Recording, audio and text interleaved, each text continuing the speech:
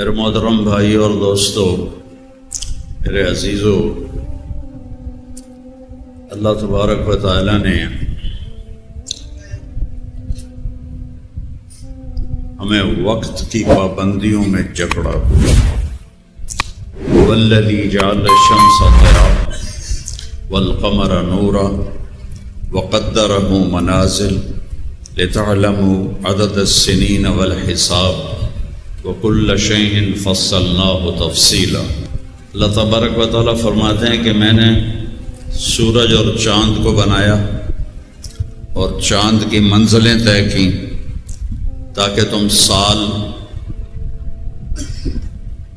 اور مہینوں کا حساب لگا سکو اور اوقات کو تقسیم کر سکو۔ تو ہر زمانے میں وقت کے لیے ایک حساب بنتا رہا۔ حضرت عیسیٰ علیہ السلام سے پہلے رومن کیلنڈر ہوتا تھا جو 21 مارچ سے شروع ہوتا تھا، نیا سال 21 مارچ سے۔ تو اس کے بعد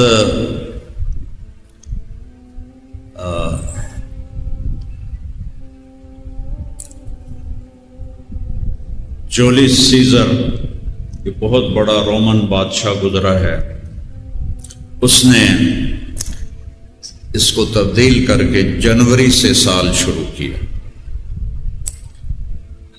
تو وہ 10 مہینے کا ہوتا تھا وہ کیلنڈر، اس میں جنوری فروری نہیں ہوتے تھے۔ تو جولیس سیزر نے جنوری اور فروری، جنوری جولیس کے نام سے اس نے اس کا 2 مہینوں کا اضافہ کیا، جنوری اور فروری۔ پھر حضرت عیسیٰ علیہ السلام کی پیدائش کے کچھ سال بعد جب عیسائی مذہب بادشاہوں میں پھیل گیا تو انہوں نے وہ رومن جو ہند سہارا تھا وہ مٹا کر حضرت عیسیٰ علیہ السلام کی پیدائش سے اس کو شروع کیا۔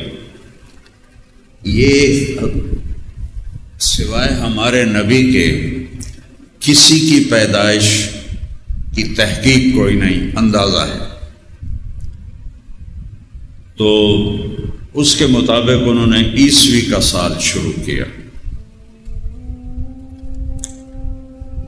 جب مسلمانوں کو اللہ نے عزت دی، حکومت بن گئی، عمر رضی اللہ عنہ کے دور میں خلافت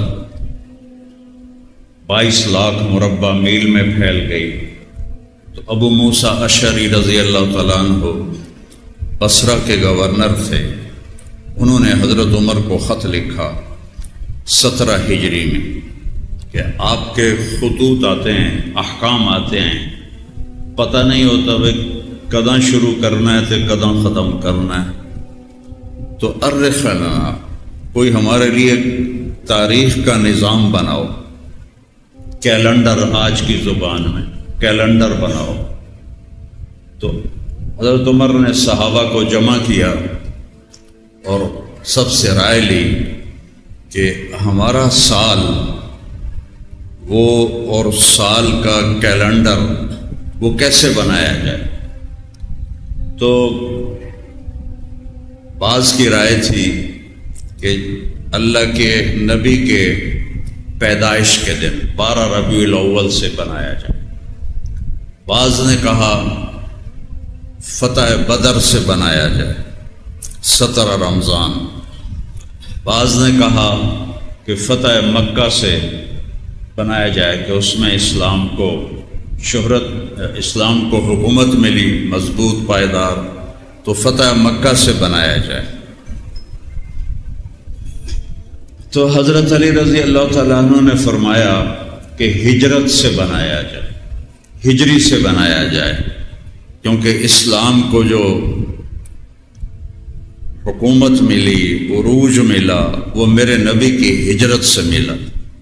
اب ہجرت دیکھنے میں تو کوئی عظیم الشان مارکہ نہیں، بدر کی طرح، خیبر کی طرح، فتح مکہ کی طرح۔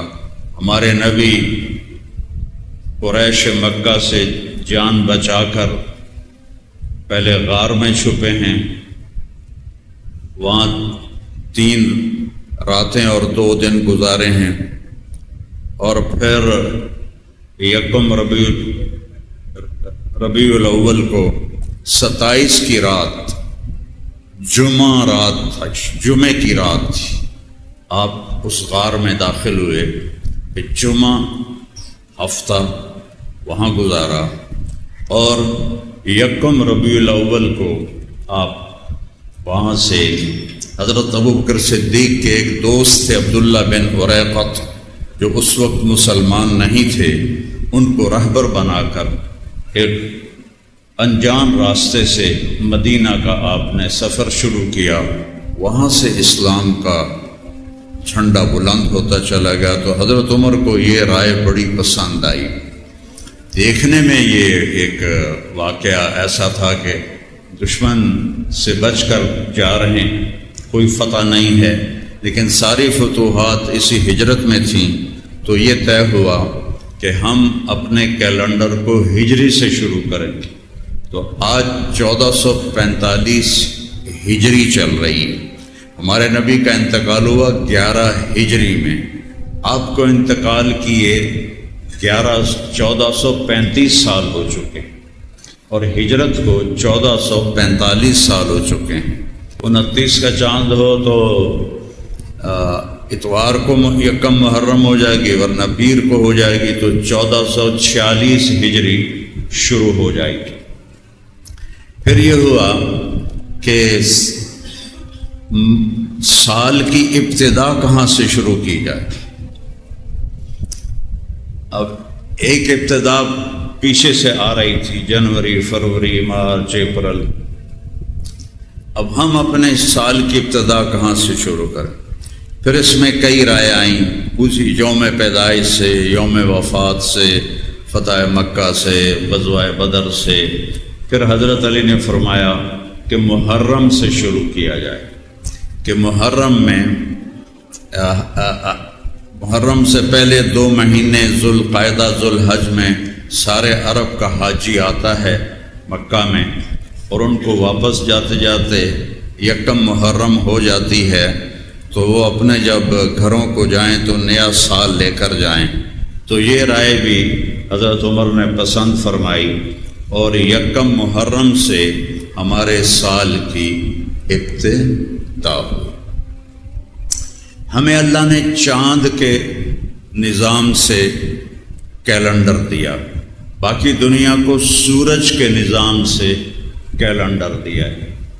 مجھے خیال آتا تھا کہ سانوں بھی اللہ اے سورج والا دے دیندا تے اے جڑی مصیبت پمدی اچانک ویکھن والی روز ہلال کمیٹی اتنے پٹھانا نو ہیک دیں پہلے نظر آ جاندہ ہے، سانو ہیک دیں بعد نظر آمدہ ہے، اتھے عید پہلے ہوندی پہ یہ اتھے روزہ ہوندہ ہے تو رولا ہی مک جاندہ۔ یہ مجھے ایسے خیال آتا تھا، لیکن پھر یہ مجھے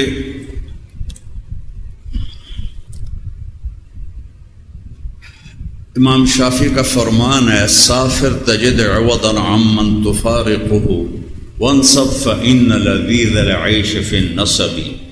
سفر کرو، سفر میں بڑا علم چھپا ہوا ہے۔ اب یہ جو بات میرے دماغ میں تھی کہ سورج کا کیلنڈر ہوتا، چاند کا نہ ہوتا، یہ جا کے مجھے ناروے میں سمجھ میں آئی کہ اللہ نے ہمیں چاند کا کیلنڈر کیوں دیا ہے، سورج کا کیوں نہیں دیا۔ ہمارے نبی کو اللہ تعالیٰ نے وَمَا أَرْسَلْنَاكَ إِلَّا كَافَّةً لِلنَّاسِ بَشِيرًا وَنَذِيرًا، میرے محبوب ہم نے آپ کو پوری دنیا کے انسانوں کے لیے نبی بنا کر بھیجا ہے۔ قُلْ يَا أَيُّهَا النَّاسُ إِنِّي رَسُولُ اللَّهِ إِلَيْكُمْ جَمِيعًا، میرے محبوب آپ فرما دیں کہ میں پوری دنیا کے انسانوں کا نبی ہوں۔ حضرت عیسیٰ علیہ السلام کے پاس ایک عورت مسئلہ پوچھنے آئی، تو آپ نے فرمایا تم بنی اسرائیل سے ہو، یعنی موسیٰ علیہ السلام کی قوم سے ہو، کہنے لگی نہیں، کہا پھر میں مسئلہ نہیں بتاؤں گا، میں صرف بنی اسرائیل کی قوم کے لیے نبی بنا کے بھیجا گیا، اور ہمارے نبی کو اللہ کہہ رہا ہے یا ایھا الناس، آپ کے زمانے سے لے کر آخری انسان قیامت تک جتنے لوگ ہیں سن لو، میں تم سب کا رسول، مجھے رسول بنا کے بھیجا گیا ہے۔ وما ارسلناک الا رحمۃ للعالمین، ہم نے آپ کو پورے عالموں کے لیے رحمت بنا کے بھیجا ہے۔ اور عالم صرف یہ نہیں ہے کہ یہ زمین ہے، چاند تارے آسمان، عرش کے نیچے سے لے کر اور اس فرش تک یہ سب عالمین ہیں۔ آپ کو آسمان والوں کے لیے بھی رحمت بنایا ہے اور زمین والوں کے لیے بھی رحمت بنایا ہے، جو آج کے دور میں ہیں ان کے لیے بھی رحمت بنایا ہے، جو آگے آئیں گے، پھر آگے آئیں گے، پھر آگے آئیں گے، پھر قیامت تک جتنے آئیں گے ان سب کے لیے آپ کو رحمت بنا کے بھیجا ہے۔ تمام جنات کے لیے آپ کو رحمت بنا کے بھیجا ہے، للعالمین، عالمین میں جن بھی آ گئے، ان کے بھی نر مادہ عورتیں مرد جو بھی ان کی شکل ہے وہ بھی آ گئے۔ تو اللہ نے آپ کو سارے عالم کے لیے نبی بنا کر بھیجا۔ سورہ ابراہیم شروع ہو رہی ہے، الف لام را کتاب انزلناہ الیک لتخرج الناس من الظلمات الی النور، میرے محبوب ہم نے آپ کے اوپر کتاب کو اتارا ہے، آپ آدم کی ساری نسل کو کفر کے اندھیروں سے نکال کر ایمان کی روشنی میں لائیں گے سارے۔ 2 آیت کے بعد یا 3 آیت کے بعد ایک آیت آ رہی ہے، وَلَقَدْ أَرْسَلْنَا مُوسَىٰ بِآيَاتِنَا، ہم نے موسیٰ علیہ السلام کو بھیجا اپنی نشانیاں دے کر۔ آگے کیا کہا؟ اِلَىٰ قَوْمِهِ، ان کی قوم کی طرف، ناس کی طرف نہیں، قوم کی طرف۔ ان اخرج قومک، وَلَقَدْ أَرْسَلْنَا مُوسَىٰ بِآيَاتِنَا ان اخرج قومک من الظلمات إِلَى النور، اے موسیٰ آپ اپنی قوم کو اندھیروں سے نکالو اور ایمان کی روشنیوں میں لے کر آؤ۔ ہمارے نبی کے لیے فرمایا گیا کہ کل عالمین کے انسانوں کو کفر سے نکال کر ایمان کے راستے پر لاؤ۔ اب آپ تو 23 سال کے بعد دنیا سے چلے گئے تو حکم تو باقی ہے، تو پھر یہ کام اللہ تعالیٰ نے اس امت کے سپرد کیا۔ یہ جو تبلیغ کا کام ہو رہا ہے، یہ ختم نبوت کا اصل کام یہ ہے کہ اب کوئی نبی نہیں آئے گا، ہم نے جا کر پوری دنیا کے انسانوں کو اللہ کا پیغام سنانا ہے۔ تو اب میرے نبی کا کیلنڈر بھی وہ ہونا چاہیے جو پوری دنیا میں کام کرے، کہیں کام کرے کہیں نہ کرے، تو پھر عالمی نبوت کی شان کے یہ خلاف بات بنتی ہے۔ تو میں گیا ناروے، وہاں شمال کا زمین کا آخری کنارہ ہے۔ میں نے ان سے کہا کہ میں نے وہ جگہ دیکھنی ہے۔ کہنے لگے سانو 3 سال ہو گئے ناروے اسی کدی نہیں گئے، بڑا اوکھا سفر ہے، تجھ کی جا کرنا ہے؟ میں کہا اتنے اذان دیواں گا، نماز پڑھاں گا، تو اس زمین نو گواہ بناواں گا کہ یا اللہ میں ایتھے بھی تیرا پیغام پہنچایا۔ وہ جو مشکل سفر ہے بڑا، میں ساری زندگی مشکل سفر کیتے ہیں، ایک ہی گل میں جاؤنا ہے۔ خیر ہم 3 گھنٹے جہاز کا سفر تھا۔ آلٹا ایک شہر ہے آخری ناروے، وہاں ماشاءاللہ 3000 مسلمان تھے، صومالیہ سے جو ہجرت کر کے آئے وہ وہاں آباد تھے اور تبلیغ کا کام وہ وہاں کر رہے تھے۔ آخری شہر میں تبلیغ کا کام ہو رہا تھا، اور اس وقت ٹورسٹ بہت تھے تو ٹیکسیاں نہیں ملی ایئرپورٹ سے ہمیں، تو وہ صومالیہ کے دوستوں نے ہمیں اپنی گاڑیاں دی، ہم 10-12 ساتھی تھے، تو ہم ان کی گاڑیوں پہ آگے چلے، تو وہ 5 گھنٹے کا سفر تھا مسلسل، صرف ایک جگہ رکے نماز کے لیے شاید، وہ بس چل سو چل، اور ہر تھوڑی دیر کے بعد سرنگ آتی 5 کلومیٹر، سرنگ آتی 8 کلومیٹر 3 کلومیٹر، سرنگیں ہی سرنگیں، پہاڑ ہی پہاڑ تھے، اور چاروں طرف پھیلے ہوئے تھے باراسنگے اتنے خوبصورت۔ وہ باراسنگے سے بڑے تھے، ان کو رینڈیئر کہتے ہیں، اتنا بڑا ان کا قد، نیل گائے کے برابر ان کا قد، اور سینگ ان کے بڑے خوبصورت، اور وہ ایسے پھر رہے تھے جیسے ہمارے یہاں بکریوں کے ریوڑ پھرتے ہیں۔ وہ بڑے ہی خوبصورت نظر آتے تھے۔ ان کو شکار کرنا منع تھا، اس لیے وہاں وہ بہت زیادہ تھے۔ تو اس کے بعد آخری گاؤں آتا ہے جو مچھلی پکڑنے والوں کا ہے، ماہی گیر۔ تو وہاں پہنچے تو وہاں 10 مسلمان تھے جو صومالیہ کے تھے، اور جس مسلمان نے ہمارا استقبال کیا وہ آلٹا والوں نے ان کو فون کر دیا تھا، اس کے بھی 10 دن تبلیغ میں لگے ہوئے تھے۔ تو اس طرح دنیا کے آخری گاؤں میں بھی تبلیغ کا کام اللہ تعالیٰ نے پہنچایا ہوا تھا۔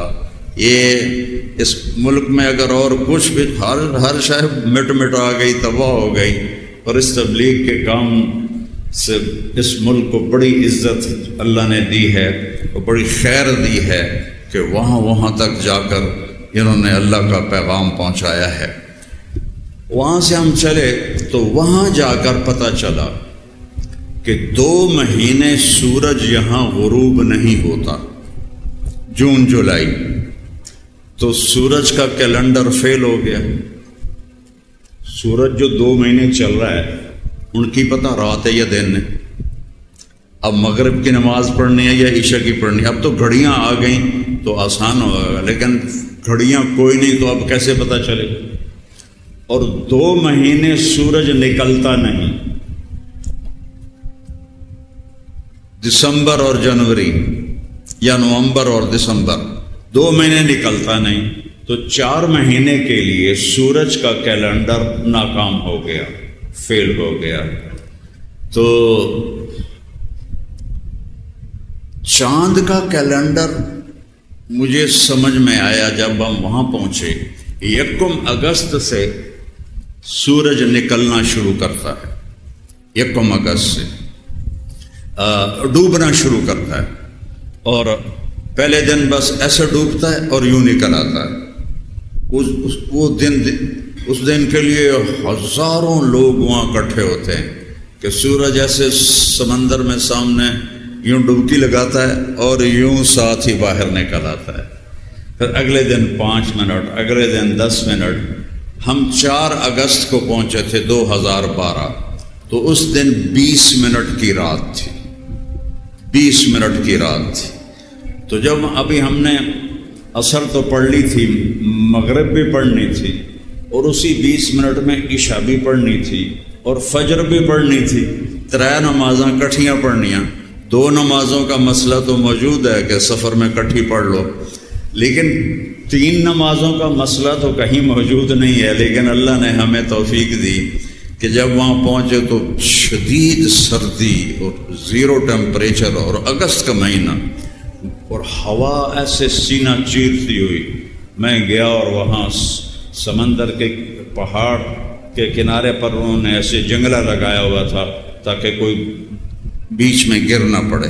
اس کا آسرا لے کر میں نے اذان دی مغرب کی، اور ٹائم ہمارے پاس ٹوٹل 20 منٹ تھا۔ تو بھاگ کے سامنے گرم ہال تھا، اس میں ہم نے مغرب کی نماز پڑھی، ساتھ ہی عشاء کی نماز پڑھی، اور پھر وطر پڑھے، اور پھر میں نے فجر کی اذان دی اور 2 سنتیں پڑھی، پھر 2 فرض میں نے پڑھائے، اور اس کے بعد میں نے 2 یا 3 منٹ تھوڑی بات کی تو سورج نکل آیا۔ تو اللہ نے ہمیں وہاں 3 نمازیں کٹھی پڑھنے کی جائز توفیق دی، جائز۔ اچھا، اب وہاں مجھے پتہ چلا کہ چاند، اب وہ دیکھنا تھا، قبلہ دیکھنا تھا، تو سورج تو غائب تھا، تو قبلہ دیکھنے کے لیے میرے پاس گھڑی تھی جس میں چاند کی طرف اس کا ایرو کر دو تو وہ قبلہ بتاتی تھی، یا سورج کی طرف کر دو تو وہ قبلہ بتاتی تھی۔ میں کہا اتنے سورج تو ہے نہیں، تو چاند کتوں ہونا ہے؟ تو میں نے ایسے آسمان پہ نگاہ دوڑائی تو چاند چمک رہا تھا، تو میں نے چاند کی طرف وہ جو تیر کا نشان ہے اس کی طرف کیا، تو اس نے مجھے قبلے کا رخ بتایا۔ وہاں مجھے پتہ چلا کہ میرے نبی کو چاند کا کیلنڈر کیوں ملا ہے کہ یہ کہیں فیل نہیں ہوتا۔ چاند ہر جگہ نکلتا بھی ہے، گھٹتا بھی ہے، بڑھتا بھی ہے، ڈوبتا بھی ہے، چمکتا بھی ہے۔ سورج 2 مہینے کچھ پتہ نہیں، رات ہی رات، رات ہی رات۔ 2 مہینے دن، کچھ پتہ نہیں، دن ہی دن، دن ہی دن۔ تو جنوری فروری کا کیلنڈر فیل ہو گیا، لیکن میرے نبی کو جو اللہ نے کیلنڈر دیا، محرم، صفر، ربیع الاول، ربیع الثانی، جمادی الاولی، جمادی الثانی، رجب، شعبان، رمضان، شوال، ذوالقعدہ، ذوالحج، جو اللہ نے ہمارے نبی کو کیلنڈر دیا وہ پوری دنیا میں چلتا ہے، ساری دنیا کے آخری کنارے تک چلتا ہے۔ یہ میرے نبی کی رحمت للعالمین ہی ہے۔ اور پورے عالم کی نبوت کا ایک ثبوت یہ بھی ہے کہ آپ کا کیلنڈر پورے عالم کے لیے کامیاب ہے، اور سورج کا کیلنڈر وہاں رہنے والوں کے لیے 4 مہینے کے لیے فیل ہو جاتا ہے۔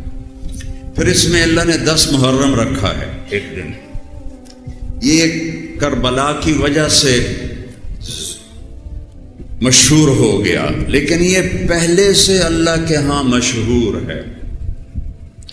آدم علیہ السلام کو جب اللہ تعالیٰ نے جنت سے نکالا اور سری لنکا میں اتارا، اماں حوا کو عرب میں اتارا، جدہ میں، اور پھر کتنے سال وہ اکیلے روتے روتے روتے روتے جب عرفات کے میدان میں، عرفات کہتے ہیں پہچاننے کو، تو وہ میاں بیوی وہاں ملے اور ایک دوسرے کو پہچانا۔ تو جس دن وہ ملے اور انہوں نے توبہ کی، ربنا ظلمنا انفسنا وَإِن لَّمْ تَغْفِرْ لَنَا وَتَرْحَمْنَا لَنَكُونَنَّ مِنَ الْخَاسِرِينَ، اور اللہ تعالیٰ نے ان کی توبہ کو قبول کیا۔ وہ 10 محرم تھا، 10 محرم تھا۔ اس کے بعد نوح علیہ السلام کی کشتی، طوفان آیا، اور اللہ تعالیٰ نے کہا کہ فَاسْلُكْ مِنْهَا زَوْجَيْنِ اثْنَيْنِ، دو ایک ایک جوڑا ساری مخلوق کا رکھ لے جو یہاں موجود ہے۔ تو ایک تصویر جمل میں نے پڑھا تھا کہ سب سے پہلے نوح علیہ السلام نے چونٹی کو اٹھا کے رکھا، چونٹی کو، اور سب سے آخر میں کھوتے کی باری آئی۔ تو نوح علیہ السلام نے کہا ادخل، آجا، تو اس نے 2 ٹانگیں اندر اور 2 باہر، وہ کھلوتویا۔ نوح علیہ السلام نے دوبارہ کہا ادخل، اندھا کیوں نہیں، آ جا، پھر کھلوتویا۔ تیسری دفعہ فرمایا ادخل ولو معک الشیطان، اور چاہے تیرے نال شیطان ہی ہے نا، اندر آ جا، تو بھج کے اندر آ گیا۔ تو نوح علیہ السلام نے پوچھو ایک ہی، کہا جی شیطان میری ٹنگا ناپتے کھلوتویا ہی پچھوں، جلے تسی آخیا شیطان بھی آ جاوے تھا تو آ جاتے، وہ بھی اندر آ گیا، کیونکہ اس دن شیطان کو بھی نجات نہیں ملنی تھی سوائے کشتی کے۔ تو کہا جی آپ نے کہا آ جا، چاہے تیرے ساتھ شیطان ہو تو نامراد آیا بیٹھا۔ پھر نوح علیہ السلام کی کشتی نے حرم شریف پہنچی تو آپ نے سب سے کہا احرام میں آ جاؤ، یعنی کوئی اپنی بیوی کے پاس نہ جائے۔ اور اس کشتی نے طواف کیا، 7 چکر کاٹے، جیسے ہم سب طواف کرتے ہیں، 7 چکر کاٹے۔ اور نوح علیہ السلام کے روکنے کے باوجود ان کا جو بیٹا تھا حام، وہ اپنی بیوی سے مل گیا۔ تو وہ تو جگہ تو مختصر تھی، تو نوح علیہ السلام کو پتہ چل گیا، تو ان کو بڑا غصہ آیا۔ انہوں نے فرمایا کہ تیری یہ جو اولاد پیدا ہوگی نا، وہ ساری زندگی غلام رہے گی۔ تو اس حمل سے پہلا حبشی بچہ پیدا ہوا۔ اس سے پہلے کوئی کالا نہیں تھا، کوئی حبشی نہیں تھا، کوئی وہ مڑے ہوئے وال تھے، پھڈے پھڈے ناک تھے، عجیب جے چہرے۔ میں سارا افریقہ پھرا ہوں تقریباً، تو وہ پہلا بچہ پیدا ہوا، اس سے ساری افریقہ کی نسل چلی۔ ہم یہ سارے حام کی اولاد ہیں، ہم سام کی اولاد ہیں، اور یہ جو جتنے گورے ہیں یہ یافس کی اولاد ہیں۔ تو نوح علیہ السلام کی کشتی جب طوفان ختم ہوا، وغیض الماء وقضی الامر واستوت علی الجودی، اور وہ جودی پہاڑ کے ساتھ لگ گئے، کھڑی ہو گئی، اور ان لوگوں نے نجات پائی، تو وہ 10 محرم تھا۔ پھر ابراہیم علیہ السلام کو جب آگ میں جلایا گیا اور اللہ نے بچا کے دکھایا، تو آگ بجھی اور وہ اس سے نکلے، تو وہ 10 محرم تھا۔ پھر موسیٰ علیہ السلام نے جو سمندر پار کیا اور فرعون اس میں ڈوبا اور بنو اسرائیل کامیاب ہو کے پار نکل گئے، وہ 10 محرم تھا۔ جب آپ مدینے تشریف لائے تو آپ نے دیکھا کہ یہودی 10 محرم کا روزہ رکھتے ہیں۔ آپ نے فرمایا تم یہ روزہ کیوں رکھتے ہو؟ کہنے لگے اس دن اللہ نے ہماری قوم کو فرعون سے نجات دی تھی۔ تو آپ نے فرمایا ہمارا حق موسیٰ پہ تم سے زیادہ ہے۔ آپ نے صحابہ سے فرمایا تم بھی روزہ رکھو، لیکن یہود کی مخالفت کرو، تم 2 روزے رکھو، 9 یا 10 یا 10 یا 11۔ لیکن اب ایک روزہ ہی کافی ہے، کیونکہ مشابت نہیں ہے۔ اس وقت مشابت تھی کہ 3 طرف سے یہودیوں کی آبادیاں تھیں مدینے میں، بنو قریظہ، بنو قینقاع، بنو نضیر، تو وہاں تو آپس میں میل جول تھا، تو ان کے لیے آپ نے کہا کہ تسی 2 روزے رکھو۔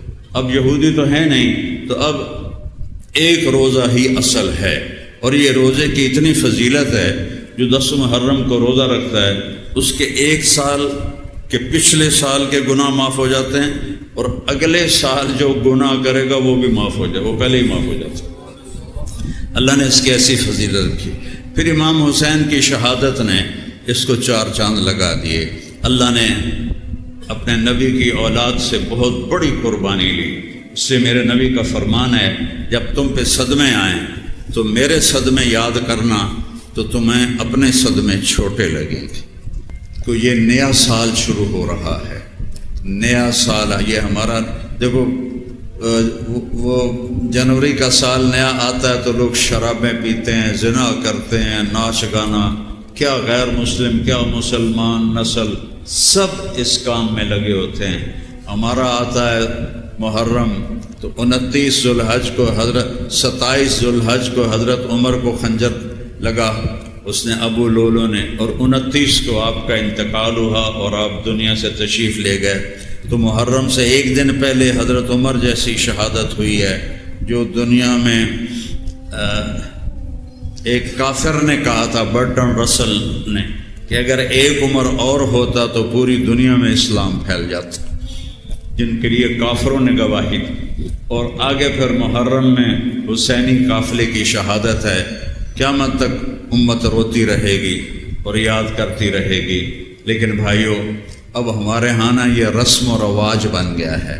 12 ربیع الاول آتا ہے تو دیگیں چڑھتی ہیں اور جلوس نکلتے ہیں اور نعت خوانیاں ہوتی ہیں، لیکن کوئی بے نمازی نماز شروع نہیں کرتا، کوئی جھوٹ بولنے والا جھوٹ سے توبہ نہیں کرتا، زندگی نہیں بدلتے، بس ایک رسمی چیزیں ہیں وہ کر دیتے ہیں۔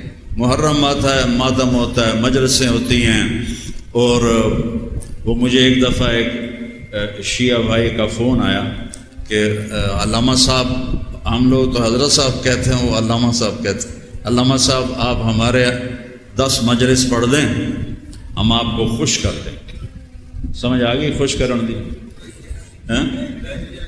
ہم آپ کو خوش کر دیں۔ میں کہا میں تو پہلے ہی خوش ہوں، تھوڑے پیسے کی تو میں نے لوڑ ہی کوئی نہیں ہے، اللہ نے میں نے پہلے ہی ڈھیر سارا دیتا ہے۔ تو میں نے کہا دیکھو بھائی، میرے لیے سارا سال ہی محرم ہوتا ہے، میں سارا سال اہل بیت کے فضائل بیان کرتا ہوں، اہل بیت کے مناقب پڑھتا ہوں، ان کا میراثی بن کر، مجھے اس کی ضرورت نہیں ہے، اس کا صلہ میں ان سے لوں گا۔ ہمارے مراثی آتے ہیں نا تو ہماری تعریف کرتے ہیں، تو ہم سے آج تک لے کر جاتے ہیں۔ جب کبھی میں کہہ دوں نا نہیں جاؤ جاؤ، پھر آگے مجھے تانا دیتا ہے، مڑوسی ہراجاں کھول جاوی ہے، ہمارے قریب دوسرے ذمہ دار ہراج ہیں، مڑوسی ہراجاں کھول جاوی ہے، سنپالا کول جائے قریشیاں کول جائے ایسی تھوڑے میراثی ہیں تھوڑے کو لینا ہے. میں کہا بھائی میں اہل بیت کا مراثی ہوں, میں نے ان سے لینا ہے, آپ لوگ مجھے کیا دو. ایک دفعہ اموی شہزادہ ہشام بن عبد الملک طواف کر رہا تھا حج پہ, تو اس نے حجر اسود کا بوسہ لینا چاہا, لوگوں نے دھکے دے کے پیچھے ہٹا دی, نہیں لے سکا. اتنے میں امام زین العابدین آئے طواف کرتے ہوئے, اور جب حجر اسود کے سامنے آئے تو مجمع ایسے چھٹ گیا کائی کی طرح, اور بالکل حجر اسود خالی ہو گیا. آپ نے بوسہ لیا تو ہشام کے ساتھ شامی سردار تھے, عرب سردار, وہ نہیں جانتے تھے یہ کون ہے. ہشام جانتا تھا یہ کون ہے. وہ کہنے لگے ہشام سے یہ کون ہے, تو انجان بن کے آنکھ کھڑنے لگا پتہ نہیں کون ہے. اس کا جو میں دس دیتا تھا ساڑھی بیچتی ہے.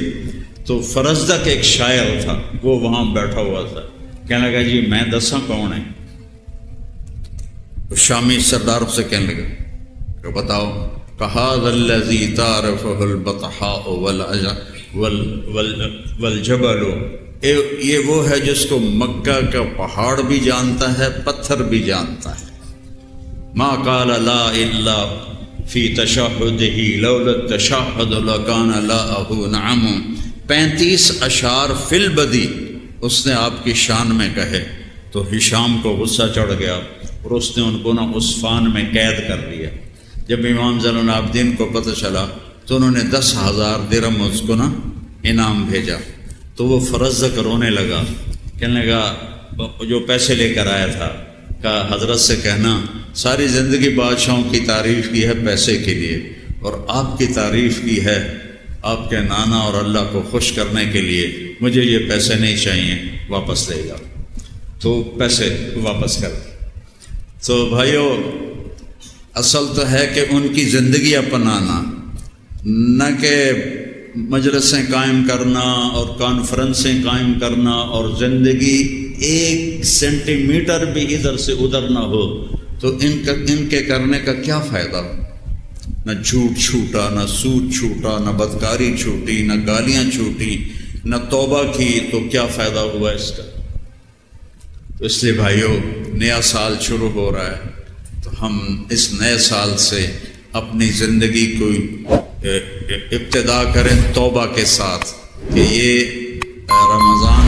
رمضان کا تو محرم کے جمعے سے پہلے 1 دن یا 2 دن پہلے کا جمعہ ہے, اگلا جمعہ محرم میں آئے گا.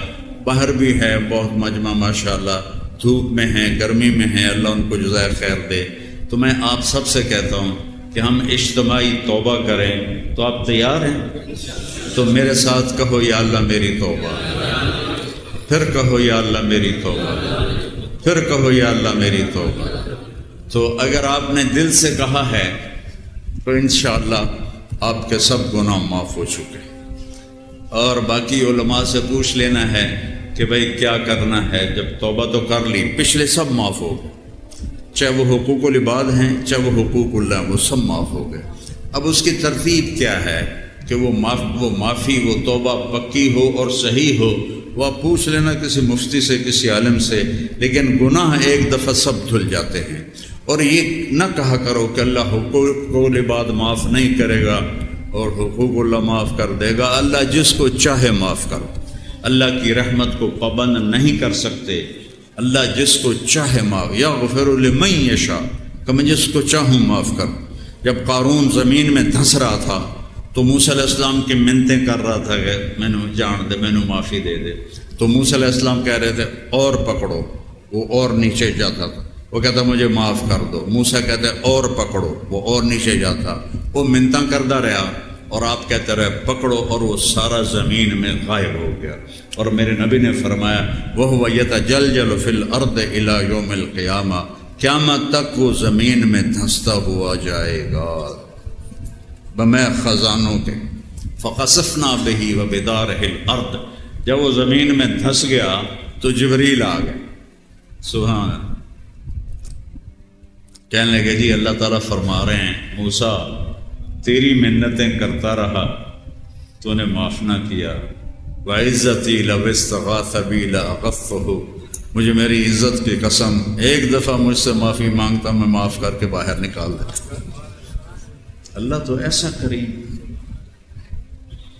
ہاں حقوق العباد ان لوگوں کے حق ادا کرنے کے بعد مکمل توبہ ہوگا۔ اب کسی کی زمین دبا کے بیٹھا کہ یا اللہ معافی، تو گناہ تو معاف ہو جائے گا، زمین واپس کرنی پڑے گی، ورنہ قیامت کے دن بڑا اوکھا کام ہوگا۔ جو لوگوں کے حقوق لے کر مر جاتا ہے وہ بہت خوفناک انجام کا شکار ہوتا ہے۔ اس لیے بھائیو، اپنے حقوق چھوڑنا سیکھو، لوگوں کے حقوق دبانا نہ سیکھو۔ تو سارے بھائی نیت کرتے نا انشاءاللہ، ایک نماز نہیں چھوڑنی اور ایک بڑے گناہوں سے بچنا ہے۔ جب کبھی ہو جائے تو پریشان نہیں ہونا، توبہ کر لینی۔ میرے نبی نے فرمایا جو دن میں 70 دفعہ توبہ توڑے، 70 سے مراد 70 نہیں، یعنی بہت زیادہ دفعہ توبہ توڑے اور پھر توبہ کر رہے تو اللہ اس سے راضی۔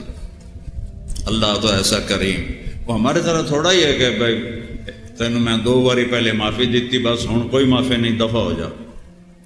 وہ تو ہم انسان ہیں، لیکن اللہ تو اثر سے پاک ذات ہے، ساری زمین گناہوں سے بھر دو، پھر کہو یا اللہ توبہ کہتا جاؤ معاف کیا، جاؤ معاف کیا۔ تو سارے بھائی اس کی نیت کرو اور سنتیں پڑھ لو۔ اور ایک دوسرا ضروری بات سن لو کہ اس رش میں جیب کاٹنے والے بھی آئے ہوتے ہیں، تو اپنی جیب کی بھی حفاظت کرنا۔ یہ جمعرات کے بیان میں جہاں اتنا مجمع اللہ کی بات سننے آتا ہے، وہاں لوگوں کی جیبیں کٹ جاتی ہیں، تو اپنی جیب کا خود خیال کرنا۔ اور مجھے کوئی ضمانت نہیں ہے کہ وہ یہ ضرور موجود ہوں گے، کم وقت جو حرام کھانے کے عادی ہیں، وہ توبہ ہی کر لو نا مرادو۔ کدی کوئی ویکھے نے جیب کٹن والا بھی بڑے پیسے والا بن گیا ہو، یا کدی کوئی چور بڑے پیسے والا بن گیا ہو، ذلت ہی ہوتی ہے۔ تو بھائی آپ نے اپنی جیبوں کا خیال کرنا، سنتیں پڑھ